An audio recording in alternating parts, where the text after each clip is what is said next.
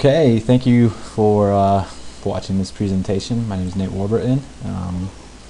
We're going to go ahead and do a video presentation on trust and what that has to do with leadership. Just cute little Dilbert clip here if you want to read it. Kind of funny about trusting management. Anyways, creating a climate of trust. First step in my mind, and reading from James Kaiser and Barry Posner, is that you need to invest in trust. Trust occurs at both the cognitive and emotional level. It involves a commitment of both the head and the heart. I made a note here, you must commit yourself to trusting yourself and dedicate yourself to trusting. It can be hard to always trust. I think when for me, trusting all the time, someone or an organization when there are mistakes made can be tough.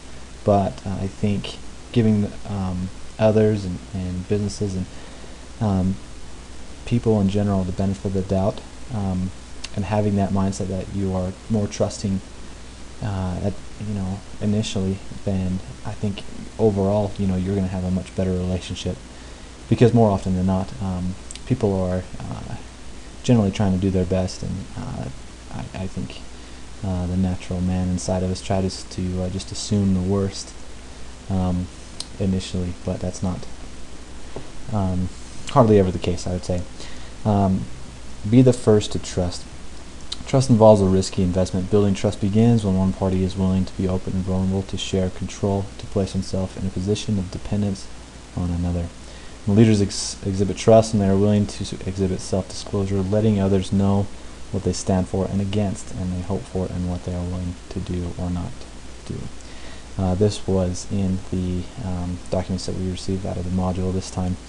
I really liked it. It touched home with me, because trusting is risky, and you do get burned.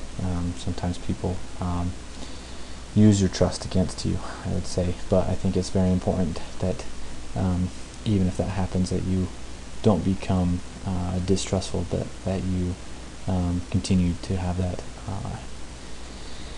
commitment to trusting, because that overall and in the long run, that would be a better climate for you and for your subordinates. Show concern for others. People will be more willing to trust you if you show you have their best interests at heart. Very easy. I mean, simply, people are going to be more willing to follow you and trust you as a leader if they know that you trust them. Share knowledge and information. Trust is demonstrated when we're willing to be open to influences by listening to and learning from another person. I think as a leader, if you are listening, and your employers are then more willing to share what they know about you or the organization.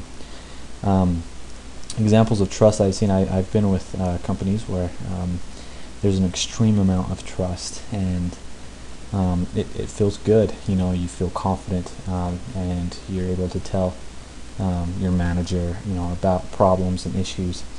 I've also seen examples of distrust. Unfortunately, for some reason, they stand out more in my mind.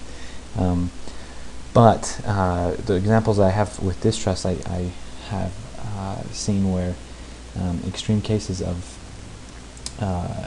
distrust leads to just bad feelings between employees and managers and leaders.